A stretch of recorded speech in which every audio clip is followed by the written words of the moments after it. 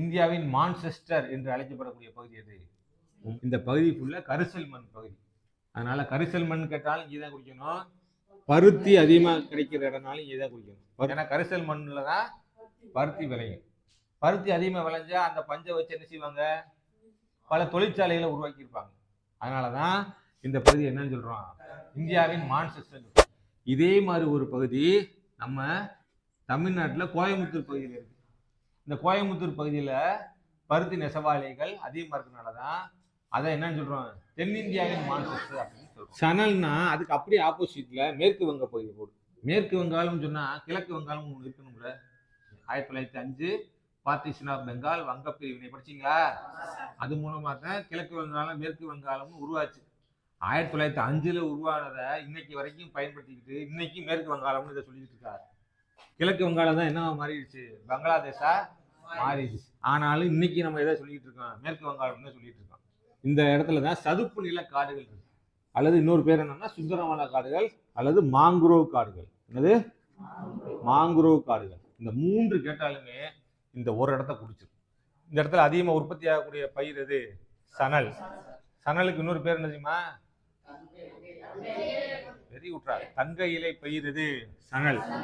அடுத்து நறுமண பொருட்கள். நறுமண பொருள்னாலே எங்கதான்? கேரளா தான். நறுமண பொருள் எங்க போடணும்? கேரளா. காப்பி எங்க போடணும்னா அப்படியே தமிழ்நாட்டுக்கு அப்படியே ஆப்போசிட்ல கர்நாடகாவில் போடணும். இந்த காப்பினா கர்நாடகா போடுங்க. தேயிலைனா அஸ்ஸாம் போட்டுருங்க. அஸ்ஸாம். அடுத்து கோதுமைனா பஞ்சாப் போட்டுருங்க. கோதுமை பஞ்சாப் பகுதி. கரும்பு எங்க போடணும்? கரும்பு உத்தரப்பிரதேசம். நெல் இந்த ஓரப்பகுதிக்குள்ள போடலாம். எண்ணெய் வித்துக்கள். எண்ணெய் வித்து எங்க போடணும்? குஜராத்தில் போடணும். மின்னியல் தலைநகரம்னா சாஃப்ட்வேர் இண்டஸ்ட்ரீஸ் தான்.